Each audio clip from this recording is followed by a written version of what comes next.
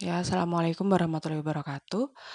Setelah sebelumnya saya sudah menjelaskan mengenai materi kelas kata ya, mulai dari ada verba, nomina, kemudian ada adjektiva, ada adverbia, ada numeralia, ada preposisi, pronomina, kemudian artikula dan konjungsi. Sekarang kita masuk ke materi berikutnya, yaitu analisis kelas kata.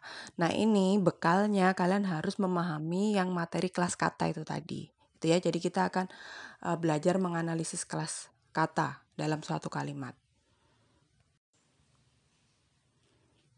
Oke ya, kita mulai. Jadi nanti saya akan memberikan ada 5 contoh kalimat yang harus kita analisis setiap kelas katanya ya. Jadi pengertian analisis kelas kata yaitu mengidentifikasi jenis kata pada setiap kata yang terdapat dalam suatu kalimat.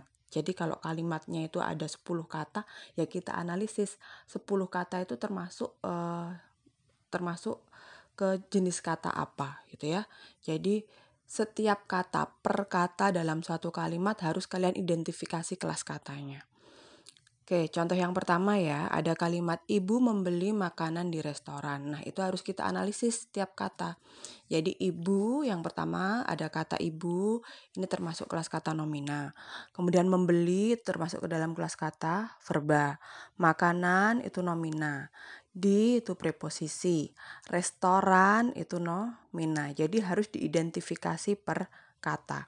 Nah, ini kalau kalian mau latihan ya, kalian kerjakan sendiri dulu, baru kemudian nanti dicek di KBBI ya. Jadi di KBBI itu kalau kalian masukkan kata ibu di belakangnya ada tulisan N gitu. N itu berarti nomina gitu ya. Membeli gitu ya. Kalian masukkannya kata beli, kata dasarnya.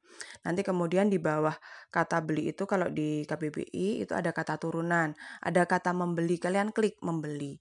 Nah, di belakang membeli nanti kalau setelah kalian klik itu ada keterangan huruf V. V itu verba ya. Jadi kalau di KBBI nomina itu N, verba itu V, kemudian kalau adjektiva itu biasanya A, adverbia itu ADV, numeralia itu num, kemudian kalau yang pronomina, preposisi, artikula dan konjungsi itu penjelasannya di KBBI itu ditulisnya P. P itu partikel. Jadi mau nggak mau kalau untuk yang keempat jenis kelas kata yang terakhir itu kalian harus hafal ya. Mana yang preposisi, mana yang pronomina, mana yang artikula, kemudian mana yang konjungsi. Karena tidak ada keterangannya. Jadi dia hanya P gitu, partikel. Nah, kelas kata partikel itu ya termasuk itu tadi, preposisi, pronomina, kemudian artikula dan konjungsi. Jadi harus dihafalkan yang keempat kelas kata yang terakhir. Tapi kalau yang lainnya itu bisa langsung kalian cek ya. Tapi saran saya ya latihan dulu kalian kerjakan dulu sebisanya baru kemudian lihat di KBBI. Jangan langsung lihat ke KBBI ya. Karena itu nanti tidak akan mengasah sensitivitas kalian terhadap jenis kelas kata ini tadi.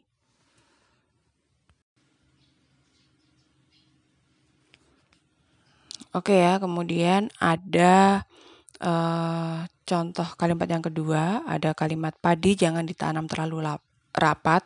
Nah, ini sama saja ya, harus diidentifikasi per kelas kata. Jadi padi itu termasuk nomina, jangan itu adverbia, ditanam ya.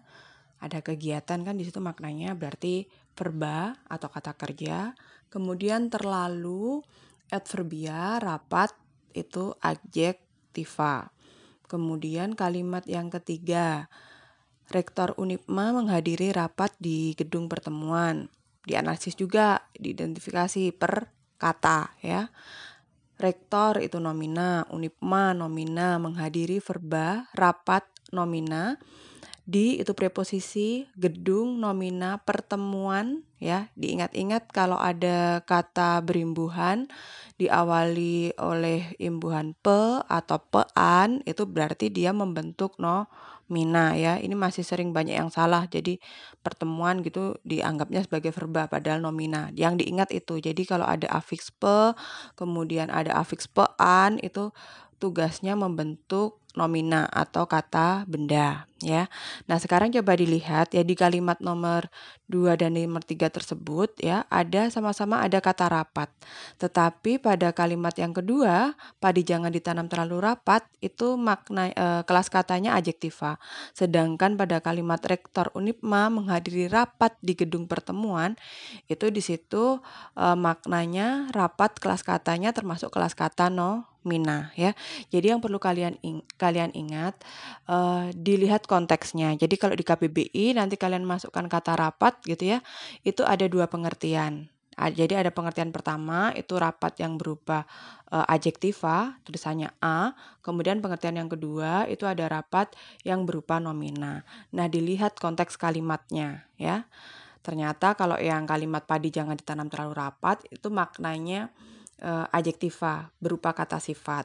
Ya, kalau kemudian yang kalimat ketiga, contoh kalimat yang ketiga itu menghadiri rapat di situ maknanya nomina. Jadi kelas kata, satu kata dalam bahasa Indonesia itu bisa masuk ke dalam 2 jenis kelas kata ya, bisa adjektiva, bisa nomina. Nah, kita menentukannya harus melihat konteks kalimat. Nah, ini harus hati-hati ya.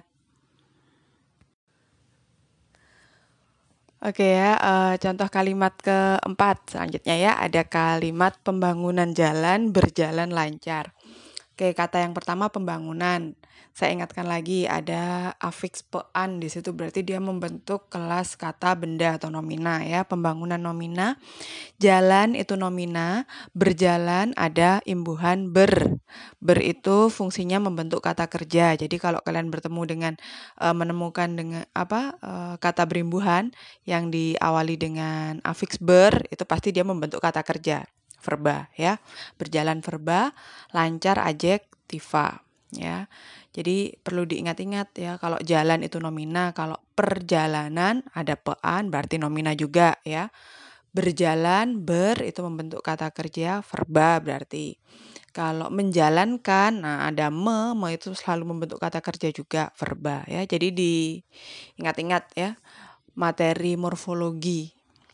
Oke, kemudian contoh kalimat yang selanjutnya nomor 5, ada kalimat ayah saya minggu ini pergi ke Jakarta, dianalisis juga tiap kata ya. Ayah itu nomina, saya ini pronomina, dalam hal ini pronomina persona ya. Tapi nggak usah ditulis pronomina persona gitu, pronomina gitu aja. Kemudian minggu itu nomina, ini itu pronomina ya, ini termasuk pronomina penunjuk. Kemudian pergi itu verba, ke itu preposisi atau kata depan, kemudian Jakarta itu nomina atau kata benda. Oke ya, jadi saya ulangi lagi kalau kalian mau belajar cari satu kalimat gitu ya, bisa di internet gitu, kalian identifikasi, jangan lihat KBBI dulu ya, kerjakan sebisanya, baru kalau sudah selesai diceknya di KBBI gitu ya, itu akan membantu pemahaman kalian mengenai kelas kata. Oke, terima kasih. Itu tadi penjelasan saya mengenai analisis kelas kata. Semoga dapat dipahami. Wassalamualaikum warahmatullahi wabarakatuh.